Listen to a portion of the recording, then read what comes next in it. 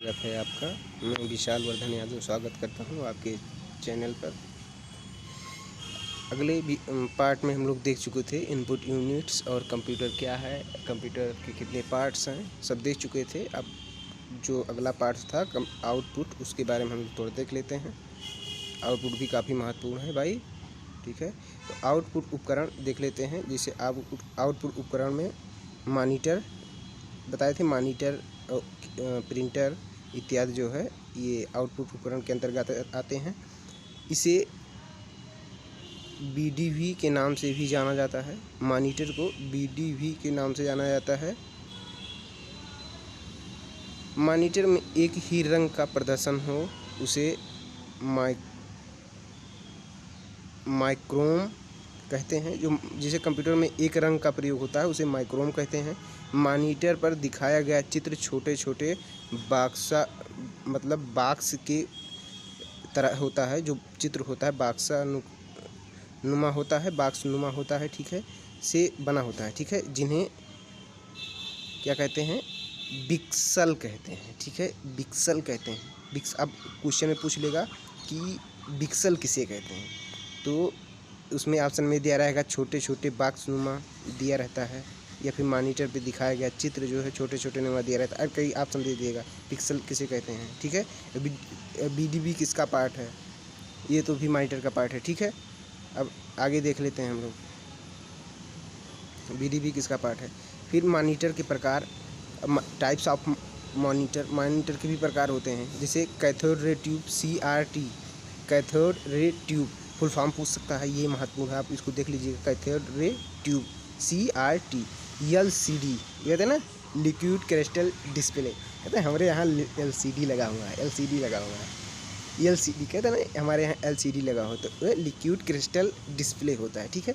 LED कह रहे हैं हमारे यहाँ LED बल्ब लगा हुआ है, या लिक्विड इमिटिंग डायोड, ठीक है भाई, इसका फुल फॉर्म होता है लिक्विड इमिटिंग डायोड, ठीक है।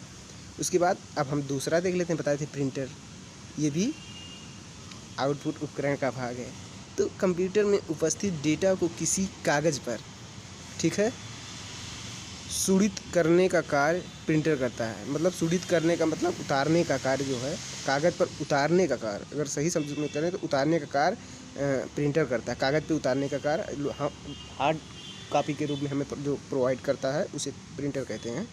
प्रिंटर हमें, अब तो प्रिंटर कई प्रकार के आ गए हैं, उसमें स्कैनर भी लगा होता है, ठीक है। पहले पुराने ज़माने में स्कैनर आता है केवल टाइपराइटर से निकलता था, टाइपराइटर भी होता था उसी तरीके से। फिर टाइपराइटर पे टाइप किए, उसी से निकल गया, वो भी टाइपराइटर और प्रिंटर दोनों का काम कर देता था। लेकिन अब जो है वो प्रिंटर अलग हो गया है, ठीक है। कीबोर्ड अब आ गए हैं कंप्यूटर में भाई। ये इम्पैक्ट प्रिंटर और नॉन इम्पैक्ट प्रिंटर। अब फिर देख लेते हैं हम इम्पैक्ट प्रिंटर और नॉन इम्पैक्ट प्रिंटर क्या है। इम्पैक्ट प्रिंटर यह एक टाइपराइटर की तरह होता है, ठीक है। जैसे टाइपराइटर होता था जिसमें खट खट खट खट बोलता था, ठीक है, टाइप करने पर।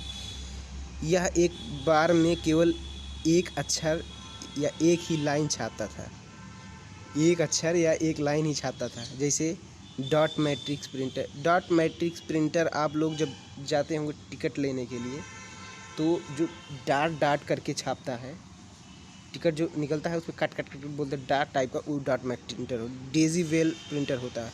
लाइन प्रिंटर होता है, मतलब लाइन लाइन साथ में लाइन लाइन छापता है। ड्रेम प्रिंटर होता है, ठीक है। ये कई प्रिंटर है। नॉन इम्पैक्ट प्रिंटर इस समय जो प्रयोग में लाए जाते हैं, नॉन इम्पैक्ट प्रिंटर प्रयोग में लाया जाता है। नॉन इम्पैक्ट प्रिंटर होता है, ये कागज़ पर प्रहार नहीं करते, मतलब धीरे धीरे, बल्कि किसी अक्षर चिन्ह को प्रिंट करने के लिए स्याही का फुहार कागज़ पर छोड़ते रहते हैं। जैसे inkjet printer, thermal printer, laser printer, electromagnetic printer. ये अब ज़्यादातर इलेक्ट्रोमैग्नेटिक प्रिंटर या इंकजेट प्रिंटर का प्रयोग होता है इस समय, ठीक है। ये भी महत्वपूर्ण है, इसको देख लीजिएगा थोड़ा सा। मतलब प्रिंटर क्या क्या प्रकार के होते हैं, कई तरीके के होते हैं। इंकजेट प्रिंटर, थर्मल प्रिंटर, ये सब अब नए युग में इस समय प्रयोग किए जाते हैं ज़्यादातर। अभी वो जो इम्पैक्ट प्रिंटर भी प्रयोग किए जाते हैं, डार्क मैक्सी हुई लाइन प्रिंटर, ड्रेम प्रिंटर, इसमें जैसे बताए थे आप लोगों को, डॉट मैट्रिक्स अभी रेलवे में प्रयोग किया जाता है टिकट उकट काटने के लिए, ठीक है। और फिर हम लोग देखते हैं CPU। CPU तो देख चुके थे हम लोग, सेंट्रल प्रोसेसिंग यूनिट। एक बार फिर देख लेते हैं इसको, कुछ महत्वपूर्ण होगा। CPU का पूरा नाम सेंट्रल प्रोसेसिंग यूनिट होता है, तीसरा नंबर पे था ना, CPU। हम लोग आउटपुट इनपुट पढ़े, आउटपुट पढ़े, अब सीपीयू देख लेते हैं। सीपीयू का पूरा नाम सेंट्रल प्रोसेसिंग यूनिट होता है। कंप्यूटर का दिमाग भी इसे कहा जाता है, इसे कंप्यूटर का दिमाग भी कहा जाता है, क्योंकि सारा डाटा सेव करना, प्रोसेसिंग करना इसी का काम है। सीपीयू कैनिनेट बॉक्स में सीपीयू होता है। एक कैनिनेट बॉक्स जो बड़ा सा होता है उसी में पूरा सीपीयू का होता है। इसमें मदरबोर्ड होता है, जो मेन होता है मदरबोर्ड होता है, जिसमें चिप वगैरह, hard disk, device, RAM ROM सब उसी में होता है। ठीक है, मेन मदरबोर्ड होता है। ठीक है, जो चिप के आकार का होता है। इसमें इनपुट सीपीयू आउटपुट द्वारा होता है। जैसे जब इनपुट करेंगे 2.1 प्लस करेंगे तो 2 + 3 हो जाएगा। फिर आउटपुट सूचना के रूप में डेटा, जो डेटा इनपुट करेंगे, फिर सूचना जो हमें प्राप्त होगी उसे आउटपुट कहा जाएगा। ठीक है, सीपीयू का कार्य। अब सीपीयू का कार्य देख लेते हैं। सीपीयू का कार्य इनपुट डेटा पर क्रिया करके उसे आउटपुट में बदलना। सीपीयू का कार्य बताए नहीं थे कि जो हम लोग इनपुट करते हैं उसे सीपीयू में प्रोसेस होता है।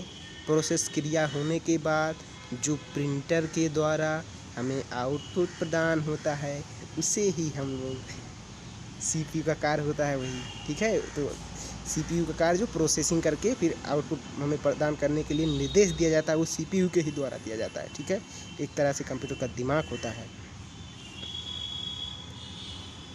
कंप्यूटर में 2 unit, memory unit, control unit.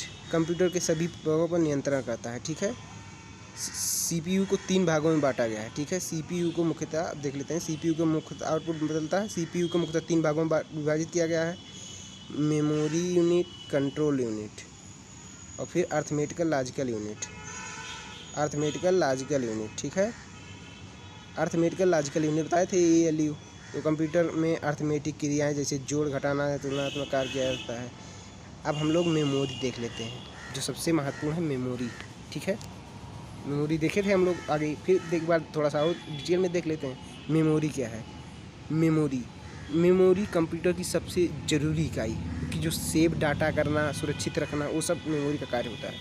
ठीक है भाई, इसमें मेमोरी में कई टाइप्स की मेमोरी होती है। मेमोरी में प्राथमिक मेमोरी होती है, द्वितीयक मेमोरी होती है, प्राइमरी मेमोरी प्राथमिक मेमोरी को, सेकेंडरी मेमोरी द्वितीयक मेमोरी को, इसमें अस्थाई मेमोरी होती है, रैम, पीरोम, ईपीरोम, ईईपीरोम, ये random of read only memory, PROM permanent read only memory, EPROM erasable permanent memory, electrical erasable permanent random read only memory. ठीक है, फिर रैम में 2 भाग होते हैं, ये फिर स्टैटिक रैम होता है, फिर डायनामिक रैम होता है। ठीक है, ये अस्थाई होता है। अस्थाई मतलब जिसे बदला जा सकता है, अस्थाई जिसे बदला नहीं जा सकता भाई, अस्थाई मेमोरी होती है। कैश मेमोरी होती है। प्राथमिक मेमोरी में 3 भाग होते हैं, कैश मेमोरी होता है। ठीक है, अब द्वितीयक मेमोरी में जैसे द्वितीयक मेमोरी देख लेते हैं, हार्ड डिस्क हो गया, मैग्नेटिक टेप हो गया, CD DVD, USB, फिर फ्लैक्स मेमोरी या फिर फ्लॉपी डिस्क, ये सब मतलब डेटा को सेव करके रखते हैं, इसमें डिलीट नहीं होता है जल्दी। ठीक है, जब हम लोग डिलीट करते हैं तभी डिलीट होता है। और ये देख लेते हैं प्राइमरी मेमोरी क्या होती है, प्राथमिक मेमोरी या प्राइमरी मेमोरी। ठीक है, इस मेमोरी में डेटा का तेज गति व प्रत्यक्ष रूप से प्रयोग होता है। मतलब इसमें डेटा का तेज रूप होता है, तेज़ी से डेटा प्रत्यक्ष रूप में दिखाई देता है, मतलब जो दिखाई देता है। कि अन्य मुख्य मेमोरी, आंतरिक मेमोरी, सेमीकंडक्टर आदि हैं। इसमें सेमीकंडक्टर लगा होता है, आंतरिक मेमोरी में सेमीकंडक्टर लगा होता है, आंतरिक मेमोरी होती है और सेमीकंडक्टर लगा होता है। ठीक है, रोम, इसका पूरा नाम रीड ओनली मेमोरी है, अभी बताए थे read only memory. RAM, read only memory RAM होता है। ठीक है, उपस्थित डाटा केवल पढ़ा जा सकता है, इसे मिटाया ना परिवर्तित नहीं किया जा सकता, इसे मिटाया भी नहीं जा सकता, केवल पढ़ा जा सकता है। ठीक है, मिटाया नहीं जा सकता। स्विच ऑफ होने के बाद भी इसका डेटा नष्ट नहीं होता। जैसे कंप्यूटर कभी कभी स्विच ऑफ कर देते हैं, अपने आप लाइट चली जाती है तो स्विच ऑफ हो जाता है, तो डाटा इसका नष्ट नहीं होता, मतलब ख़त्म नहीं होता है, इसलिए इसे अस्थाई मेमोरी कहा जाता है। इसलिए इसे अस्थाई मेमोरी कहा जाता है, इसका डाटा लॉस नहीं होता। ठीक है, और अब पीरोम हो गया। अब पीरोम देख लेते हैं, इसका पूरा नाम प्रोग्रामेबल रीड ओनली मेमोरी। ठीक है, read only memory, programmable read only memory है। यह खाली है, निर्मित की जाती है, यह खाली है, निर्मित की जाती है, मतलब इसे बनाया जाता है। इस रैम को प्रयोगकर्ता एक बार इप्रेस कर सकता है, एक बार इप्रेस कर सकता है, इरेज कर सकता है, एक बार इसे प्रयोगकर्ता इरेज कर सकता है, मतलब इसे डिलीट कर सकता है, इरेज कर सकता है, फिर से भर सकता है, तो एक ही बार इसे इरेज कर सकता है। ठीक है, अब EPROM देख लेते हैं। इसका पूरा नाम इरेजेबल प्रोग्रामेबल रैम है, रैंडम एक्सेस मेमोरी है। ठीक है, इस रैम को पराबैंगनी किरणों के नीचे रखा जाता है तो इसका डाटा हट जाता है। वाह, EPROM। अब ये क्वेश्चन बहुत तगड़ा क्वेश्चन है भाई। अब देखेंगे इसमें क्या होगा। EPROM क्या है, EPROM का डाटा कैसे मतलब डिलीट किया जाता है, हटाया जा सकता है, कैसे हटाया जाता है। ऑप्शन में आ जाएगा, कई ऑप्शन आ जाएगा उसमें कि पराबैंगनी किरणों के नीचे रखा जाता है, यही राइट हो जाएगा। ठीक है, फिर रैम, इसका पूरा नाम रैंडम एक्सेस मेमोरी है। रैंडम एक्सेस मेमोरी बताए थे आपको, यह एक अस्थाई मेमोरी है। अस्थाई मेमोरी है कि मतलब इसका डाटा सेव नहीं रखा जाएगा, ये डिलीट हो जाता है। ठीक है, रैम में कोई भी फाइल सेव नहीं होता। ठीक है, कोई भी फाइल सेव नहीं होता। कंप्यूटर में कोई भी क्रिएट है वह रैम में नहीं हो सकता। ठीक है, रैम दो प्रकार के होते हैं, बताए थे, स्टैटिक रैम और डायनेमिक रैम। ठीक है, स्टैटिक रैम और डायनेमिक रैम, इसे बार बार रिफ्रेश करने की आवश्यकता नहीं होती, मतलब बार बार इसे रिफ्रेश करने की आवश्यकता नहीं होती है। डायनेमिक रैंडम तेज होती है, डायनेमिक रैंडम से तेज होती है। ठीक है, ये रैम से तेज होती है, डायनेमिक जो ये है इससे तेज होती है। इसमें डाटा को बार बार रिफ्रेश करना पड़ता है। जो डायनेमिक रैम है इसमें डाटा को बार बार रिफ्रेश करना पड़ता है। ठीक है, द्वितीयक मेमोरी के अन्य नाम सहायक मेमोरी, बैंकिंग मेमोरी, मतलब सेव करने के लिए मेमोरी होता है। द्वितीयक मेमोरी जैसे हो गया आपका pin drive, CD drive, DVD CD, ये सब हो गया। ठीक है, और फिर हार्ड डिस्क देख लेते हैं। जब एक मुख्य डिवाइस होता है, यह डेटा भंडारण के लिए अधिकतम जगह उपलब्ध कराती है। यह बॉक्स के अंदर होता है जिसमें रीड व राइट हैंड लगा होता है। अमूमन इसे C ड्राइव का नाम देते हैं। अच्छा, C drive, hard disk C drive, मतलब सब कहते हैं ना कि देखो भाई कंप्यूटर खोलना तो C ड्राइव में मत जाना, क्योंकि उसमें जो मेन ऐप्स हैं, एप्लीकेशंस हैं कंप्यूटर के, वो रखे जाते हैं C ड्राइव में। इसका 20 GB क्षमता से 80 GB व आजकल TB की क्षमता होती है, मतलब सबसे ज़्यादा TB की भी क्षमता हो जाती है, अब बढ़ गया है, अब TB हो जाती है, MB GB TB।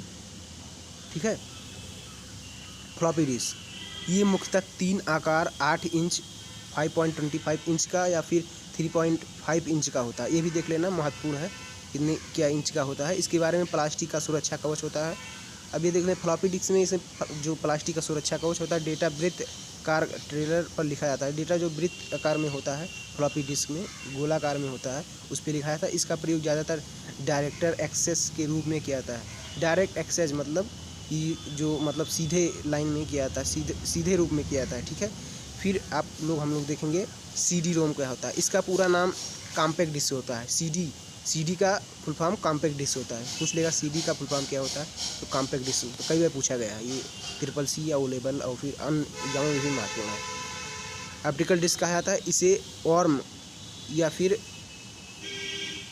Bright once read many disk भी कहते हैं, अर्थात इसमें डेटा सिर्फ एक बार लिखा जाता है। इसमें डेटा केवल एक बार लिखा जाता है, बाकी दोबारा ये ख़राब हो जाती है। ठीक है, DVD, इसका पूरा नाम डिजिटल वर्साइल डिस्क होता है।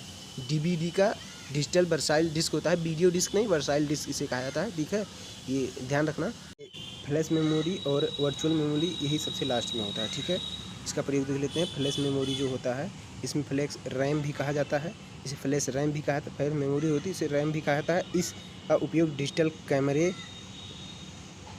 कैमरे और टॉप बी आदि के लिए किया जाता है। ठीक है, ये टॉप बॉक्स आदि के लिए किया जाता है। टॉप बॉक्स जो होता है, ये जो डेटा को सेव करने के लिए सुरक्षा कवच होता है, जो टॉप बॉक्स।